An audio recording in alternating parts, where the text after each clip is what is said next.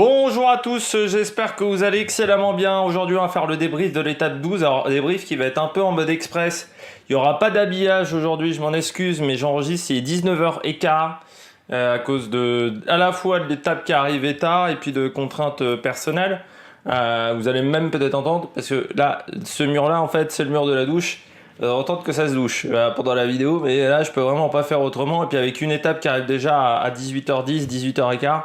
C'était un petit peu compliqué de faire autrement, donc il n'y aura pas d'habillage, puis on va essayer un petit peu de compresser la vidéo en apportant quand même de l'analyse, parce que voilà, un petit peu compliqué aujourd'hui. N'hésitez pas à vous abonner à la chaîne, n'hésitez pas à mettre un pouce bleu, à réagir dans les commentaires, à partager la vidéo sur les réseaux sociaux, notamment auprès de vos proches si vous pensez que ça peut les intéresser. Dans les commentaires, n'hésitez pas à me dire qui vous a plu, qui vous a déçu, ce que vous avez pensé de cette étape. Quand vous vous abonnez à la chaîne, vous pouvez également mettre la petite cloche. Comme ça, vous êtes au courant des dernières vidéos qui sortent sur la chaîne, notamment les vidéos cyclisme, F1, football. Voilà, il y a un peu de quoi faire en ce mois de juillet, très clairement au niveau des vidéos sur la chaîne. Étape moins fun qu'hier, mais en même temps c'est compliqué d'avoir feu d'artifice tous les jours aussi. On comprend un peu plus maintenant la hiérarchie quand même de ce Tour de France, c'est-à-dire qu'on voit qu'il y a quand même Vingegaard, Pogačar, un peu les autres, avec peut-être quand même un Geraint Thomas pour la 3e place qui va pas être facile à déloger. Mais c'est vrai que on a vu peut-être les limites d'un Romain Bardet, peut-être également les limites d'un Yates ou d'un David Gaudu. Et c'est vrai que maintenant on voit que ça va être surtout un duel entre Vingegaard et Pogačar. Bon, Geraint Thomas est encore là, mais je pense qu'en montagne, il est un peu plus en difficulté, surtout que l'Alpe d'Huez, ça correspond quand même bien à ses qualités. Dans les Pyrénées, dans l'étape les deux grosses étapes pyrénéennes, ça sera peut-être un peu plus compliqué pour Geraint Thomas. Et puis maintenant, Romain Bardet, top 5, totalement réalisable. Hein. Là encore, il a en plus l'avantage d'avoir maintenant une marge sur Adam Yates. Il y a plus d'une minute maintenant d'avance sur le 5e de ce classement. Donc voilà, ça va être intéressant pour Romain Bardet. Intéressant également du côté de la DSM. Vous allez me dire avec ma lubie des points UCI. On commence tout de suite cette vidéo avec la note de l'étape. J'ai mis 11 sur 20 aujourd'hui. Pourquoi j'ai mis 11 sur 20 ? Certes, il y a eu des choses intéressantes dans cette étape. Je pense notamment à la fin de journée, l'Alpe d'Huez c'était pas mal. L'attaque de Pogačar sur Vingegaard c'était pas mal. Mais c'est vrai que par rapport au parcours, même dans l'échappée, on n'a pas eu une si grosse bagarre que ça. Aussi parce qu'on a eu un Pidcock qui était au-dessus, il faut bien le dire. Et ce qui fait que dans l'échappée, ça s'est fait de manière assez linéaire.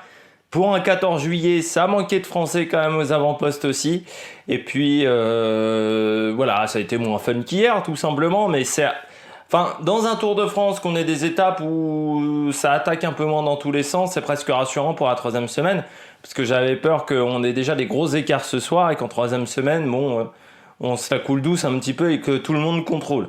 On a vu du beau Pogačar, on a vu du beau Vingegaard, donc ça a été quand même une étape intéressante de ce côté-là, mais 11 sur 20 parce que étape moins sympa. On passe tout de suite au bilan des Bleus. Du côté du bilan des Bleus, Romain Bardet, vraiment pas mal parce qu'il lâche quand même à 5 bornes de l'arrivée, Romain Bardet. Coup de chaud, tout simplement, dans l'Alpe d'Huez. Donc un coup de chaud, je peux vous dire, pour en avoir déjà pris un dans ma vie, vous êtes cassé. Vraiment pas un coup de chaud. Si en plus il est important, parce qu'il y a différents degrés, on va dire, de coup de chaud. Moi, j'en avais pris un à 6-7 ans. Oui, c'était violent. Alors moi, j'avais fait un truc carabiné parce que j'avais fait coup de chaud et le coup de chaud avait provoqué une crise d'asthme. Voilà, ça avait été un truc assez sympa. Sortie scolaire. Mais du côté de Romain Bardet, ouais, il y avait des fortes températures. Forcément, ça, c'est pas le coureur qui est le mieux dans les fortes températures. Tout le monde s'est plaint des températures. De toute manière, quand vous voyez la tête de Vingegaard, de Froome, même Pidcock, tout le monde a souffert des fortes températures. Ça va peut-être même enlever du spectacle sur la 3e semaine parce que ça fait depuis 15 jours qu'on a des températures au-delà de 30 en France. Même au Danemark, il faisait quand même pas froid. Déjà, du côté du Danemark, on avait 25 degrés à peu près sur les étapes. Je dirais qu'il y a eu 15 jours de pluie pour le moment, ça a été le départ. Et c'est vrai que ça fait... Enfin, entre ceux qui ont fait le Tour de Suisse, où il y avait également des fortes températures, la fin du Dauphiné, où il a fait également chaud, c'est vrai que c'est compliqué pour les coureurs. Et là, forcément, quand vous êtes sur des chaleurs où on dépasse 35 degrés, alors déjà, le corps régule pas la température, parce que je rappelle que vous êtes à 38, donc dès que vous faites n'importe quel effort, vous vous retrouvez au-delà des 38 degrés, donc forcément vous transpirez dans tous les sens, et vous avez du mal à changer de rythme, déjà du côté des coureurs cyclistes, mais même d'un point de vue physique, vous pouvez avoir des brûlures, notamment avec les chaussures. Les chaussures chauffent énormément et vous pouvez avoir des échauffements, même au niveau des mains, vous pouvez avoir des cloques aussi. Et puis la peau, ça va être un peu plus fin au niveau de la peau. Vous avez les pores qui sont grands ouverts, donc c'est un enfer. Et tout, et puis la sueur, c'est quand même pas le truc le plus agréable au monde. Hein, donc tout est un enfer. Et c'est vrai que c'est des journées où n'importe quel morceau de tissu mal ajusté, ça va être une horreur. Enfin, tout devient extrêmement handicapant. Et puis en plus, la chaleur, souvent, ça a tendance à énerver certaines personnes. Donc vous allez être plus énervé que d'habitude. Et forcément, quand vous vous énervez, vous augmentez encore votre température physique.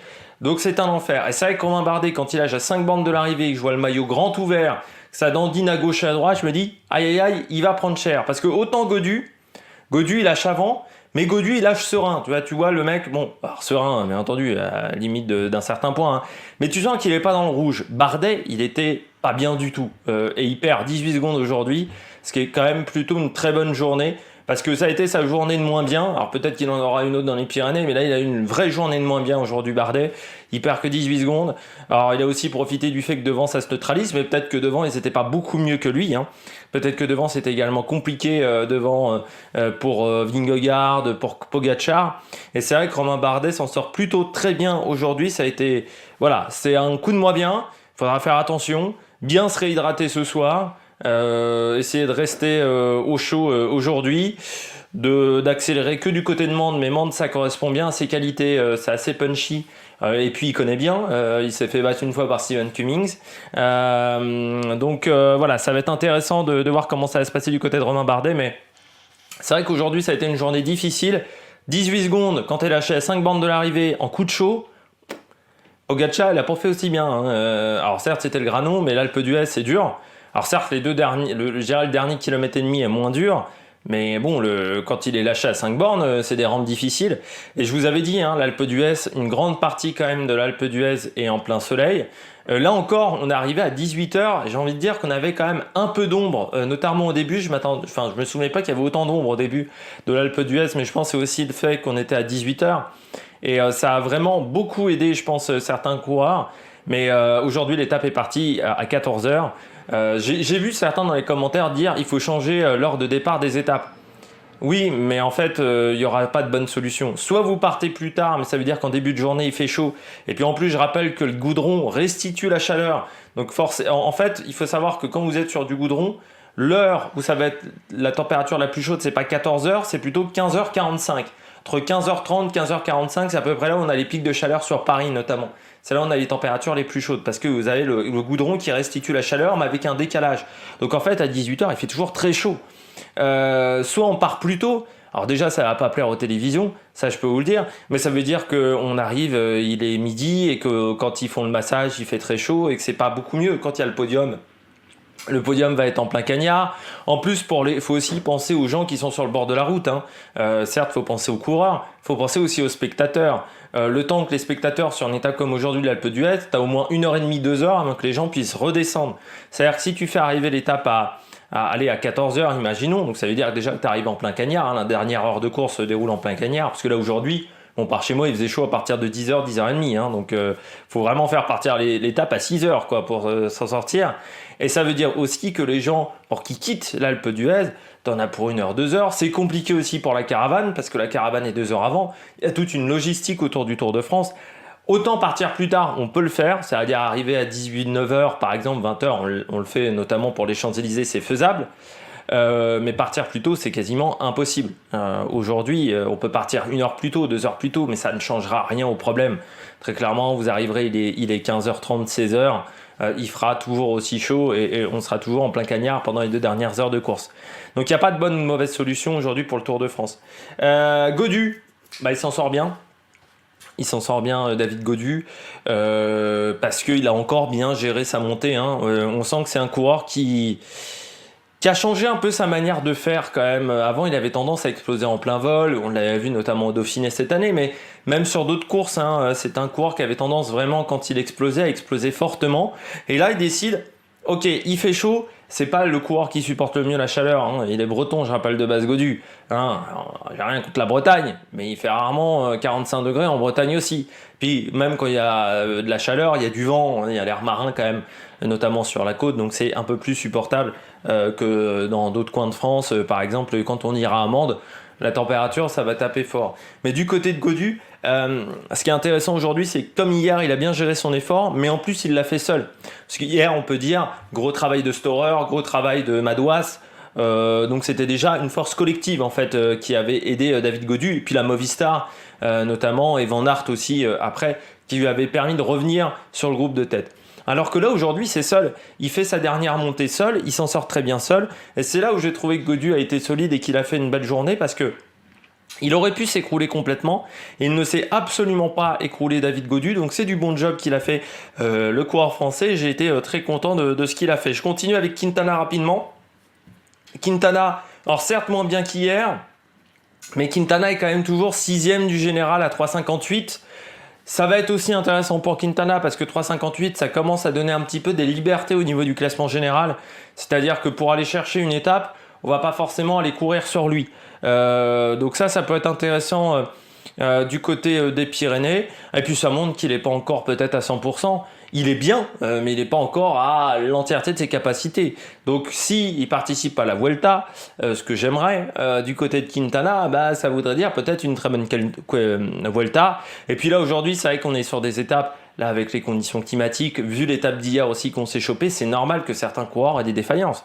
C'est plutôt extraordinaire que des coureurs comme... Enfin extraordinaire, c'est plutôt très très bien qu'un coureur comme Vingegaard, comme Pogacar, même Geraint Thomas ne perdent pas de temps aujourd'hui, soit encore à une bonne condition physique, parce que c'est vrai que l'étape hier a été tellement dure, tellement rapide, que là aujourd'hui, bah, même si on a roulé un peu moins vite, hein, 33 534 de moyenne sur l'étape, et bah, il fallait quand même résister, et c'était pas évident. Donc belle perf quand même de Quintana. Lui aussi s'est pas écroulé, hein, un peu comme Godu, il a bien lissé son effort, Quintana, parce qu'il finit 14e de l'étape à 4,44, c'est-à-dire à 30 secondes de Godu, devant Kreuzweig et Lutsenko. Donc c'est pas si mal. Puis on voit quand même que ce top 10 se décante, c'est-à-dire qu'un Quintana par exemple, il est à 3,58, Vlasov qui est 10e, et encore à plus de 6 minutes de Quintana. Donc le top 10 est tout à fait réalisable. On voit que le 12e Kreuzweig est déjà à 14,50. 22 minutes pour Bob Jungels qui est 16e. Donc pour Quintana, le top 10 est totalement réalisable, même s'il a encore une étape un peu moins bien. Il va encore très très bien s'en sortir pour le top 10. Le petit flop du jour pour moi, c'est la Cofidis. Alors déjà Anthony Perez, bon, il en a un peu trop fait quand même dans le col du Galibier, ce qui fait qu'il a quand même complètement explosé en plat vol. On sait que quand il fait très très chaud, il faut pas se mettre dans le rouge, et il a fait l'erreur de se mettre dans le rouge, ce qui fait que derrière dans le col de la Croix de Fer, ça a été très très compliqué pour le coureur français. Mais du côté de la Cofidis, bon bah Geschke, Yannis Aguirre, il aurait fallu prendre des points. Alors Geschke est toujours en tête du classement de la montagne. Il a de la chance, c'est que bon, je dirais que devant c'était des mecs qui n'avaient pas énormément de points. Mais Mentiès revient à 4 points. Vingegaard est à 3 et 7 points. 8 points pour Ciccone. Latour reste à 8 points. Paulès également à 8 points. Warren Barguil reste à 13 points. Donc le match pour le classement de la montagne est très serré. Même Anthony Perez est à 26 points aujourd'hui, parce qu'il avait déjà fait l'étape du Cap Blandais. Alors il n'avait pas pris beaucoup de points sur le Cap Blandais, mais il avait dû prendre 1 ou 2 points sur cette étape. Ça doit être 1 vu que c'était un hors catégorie. Donc ce qui fait que Perez est pas loin. Le match va être intéressant. Même Froome, 22 points pour Froome.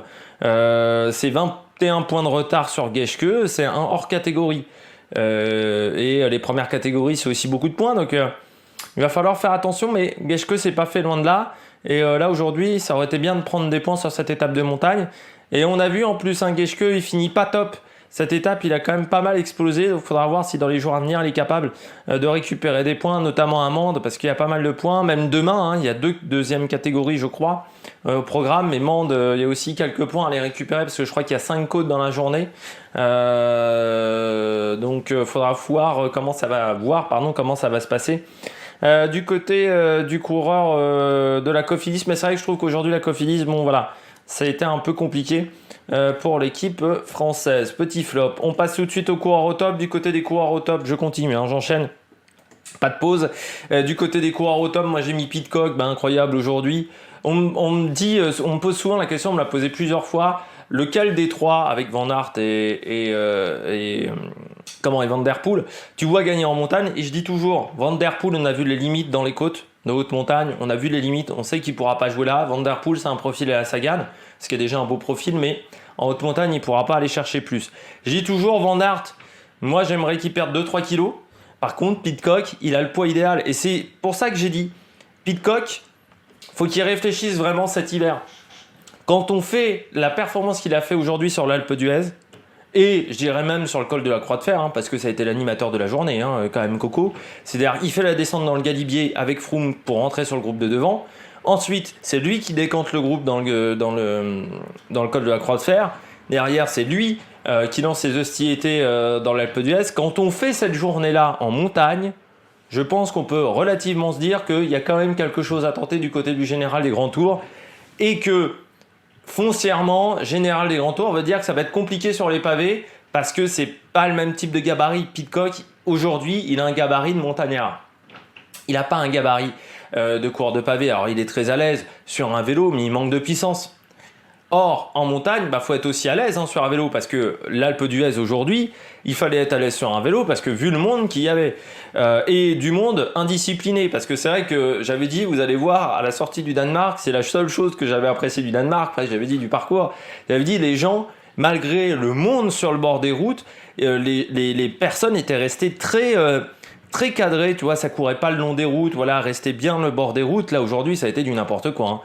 L'Alpe d'Huez et l'ASO peut pas mettre 15 km de barrière à un moment. Il y a déjà beaucoup de kilomètres de barrière, notamment le début du col, la fin, les 2 derniers kilomètres et demi. On peut pas mettre des barrières partout. Il faut qu'il y ait un moment les gens aussi se contrôlent et aussi que je ne sais pas, mais quand tu vois quelqu'un courir, il y a un moment tu le pousses, tu le ramènes sur le bord de la route, quoi. Si tu vois un mec courir, je pense qu'aujourd'hui, faut...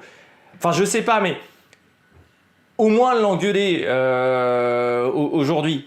Parce que là, c'est vrai que ça a été du grand n'importe quoi dans tout l'Alpe d'Huez. Je me suis dit, c'est un miracle. Il n'y a eu quasiment pas de chute dans l'Alpe d'Huez. Parce que sinon, pour le moment, il est 19h. Je ne sais pas s'il y a eu des chutes, mais des chutes qu'on verra après, peut-être demain matin. Mais pour le moment, il n'y a pas de chute vraiment indiquée. Je peux vous dire que c'était du n'importe quoi. Alors les fumigènes, normalement interdits, là il y en avait partout. La seule solution, ça serait de bloquer le col, c'est genre 3 jours avant, et puis de mettre un service de sécu au départ pour contrôler les mecs et fouiller les sacs. On est quand même à un niveau où normalement les gens pourraient se contrôler. Il y a 40 ans, il n'y avait pas de fumigène sur le bord des routes. Alors il y a toujours eu des Google qui couraient le long des coureurs, mais là, des milliers quoi. Et puis, en plus, les mecs, il faudrait déjà qu'ils sachent courir. Parce que il y en a certains, c'était compliqué déjà de courir. Notamment un mec qui était en jaune, avec un drapeau français torse-poil. Lui, tu sentais que la course à pied, c'était pas sa discipline de prédilection. Alors j'ai aimé par exemple que on voyait quand même les gendarmes intervenir, notamment il y a un mec qui avait un maillot de la Bora, il y en avait un avant aussi qui se sont fait arrêter par les gendarmes, mais on peut pas mettre non plus 150 000 gendarmes, il y a d'autres priorités aussi en ce moment pour les gendarmes et les policiers, il faut aussi qu'à un moment les gens se contrôlent quoi. Et là c'était un sacré bordel. Bon, pour revenir pour Pidcock, ça a quand même été l'animateur de la journée, la victoire est un peu comme Kurt Nielsen, il y a un moment c'est vraiment la journée où c'est lui qui a fait la différence quoi aujourd'hui sur cette étape, un peu comme Barguil hier, mais Barguil s'est pas allé jusqu'à la gagne, mais Pidcock aujourd'hui, et vu la montée qu'il fait sur l'Alpe d'Huez, moi je serais Ineos, voilà, j'essaierai d'en faire mon prochain vainqueur de Grand Tour britannique. Froome, pourquoi Froome? Parce que ça fait du bien de le revoir au top. Alors j'ai dit cette année quand même depuis la Mercantour Classique, on en avait parlé à quel moment, je sais plus de Froome, mais j'avais dit Froome dans les commentaires peut-être d'un départ fictif où j'avais dit Froome, on chercher une étape, ça sera un objectif pour Froome. Et voilà, 3e. Et puis lui aussi, l'Alpe d'Huez, il fait une belle montée. Il est resté dans son rythme. Il a tenté d'anticiper. Bon, ça ne l'a pas fait pour Froome, mais c'est vrai qu'il a, bon, voilà, il a bien résisté. Il aime quand même plutôt bien les fortes chaleurs. C'est pas le plus mauvais dans ce domaine-là. Froome, les chaleurs du mois de juillet ou les très fortes chaleurs du mois de juillet, et il s'en est vraiment bien sorti avec Christopher Froome. Donc vraiment une belle étape de la part du Britannique. Et puis Vingegaard.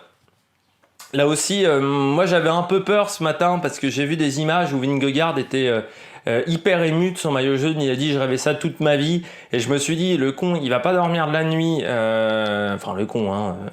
Vous comprenez, mais il va pas réussir à dormir de la nuit, donc ce qui fait qu'il va peut-être complètement exploser aujourd'hui. Et pourtant Pogačar l'a testé, hein, mais non, ça a plutôt très bien résisté pour Vingegaard. Il a été intelligent aussi, hein.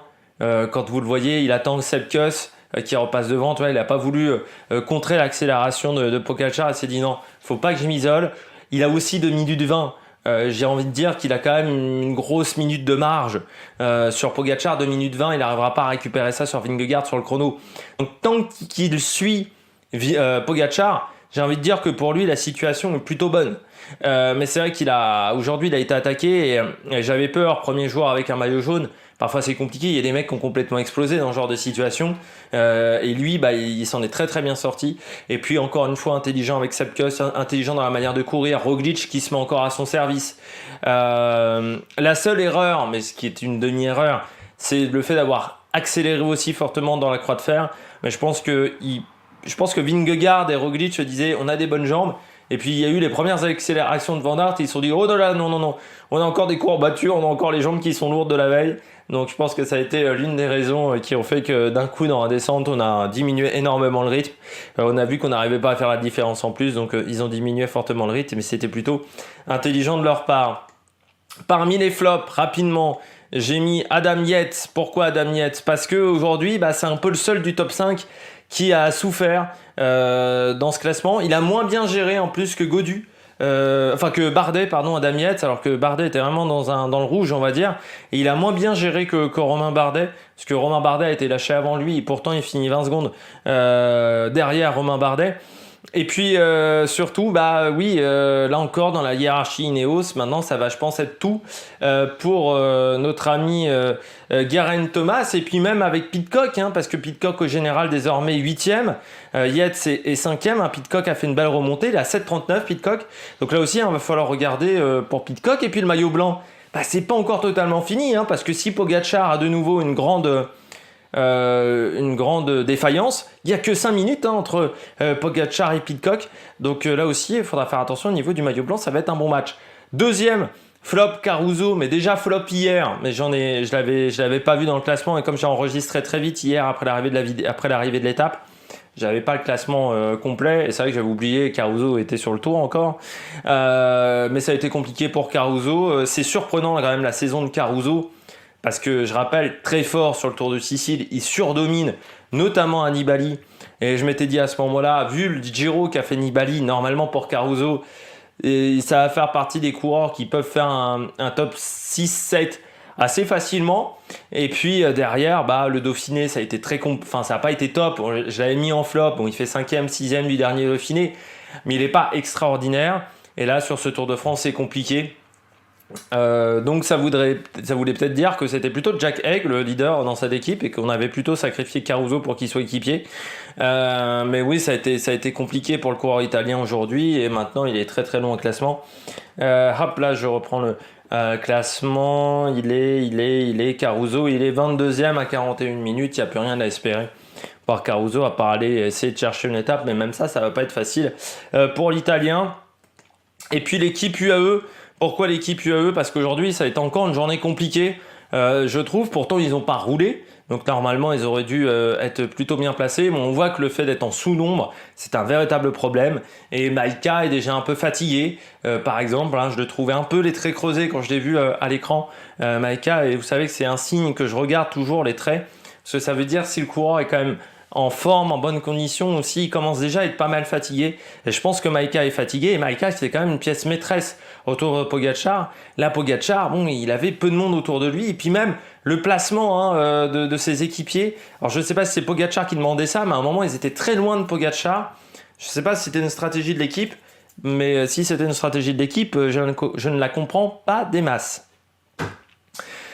J'espère que vous avez aimé cette vidéo, même sans habillage et en version un petit peu raccourcie. Nous, on se retrouve demain, présentation de l'étape 7h30, débrief entre 21h30 et 22h, parce que l'étape arrivera plus tôt, et puis je pense que j'aurai pas non plus 150 trucs à dire demain. D'ici là, n'hésitez pas à vous abonner à la chaîne, à réagir dans les commentaires, à mettre un pouce bleu, et puis nous, on se retrouve pour de nouvelles aventures sur la Mec Production. Ciao, ciao!